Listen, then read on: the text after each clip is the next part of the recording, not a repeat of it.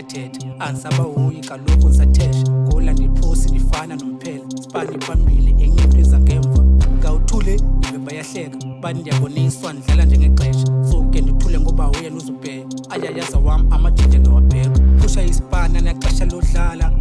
oko khangela uMandela ndiyabulela ngohle zinimkhuthaza ngoku amandla waphela pusha isipana nexesha lodlala oko khangela uMandela ndiyabulela ngohle zinimkhuthaza ngoku amandla waphela zenza ngcono ngam senza ichomi yam hamba funa ibeef nam funa iskema nam xa ndifika bayadula njengendifuna ulala amajide ayanquma funa ingoma nam uzoyazi ndizogquma funa ingoma nam ngekho mali uyabhuda ayisuka kubo bonke abantu abandixhasayo mna ndiyabulela kubo bonke abandithandazelayo mna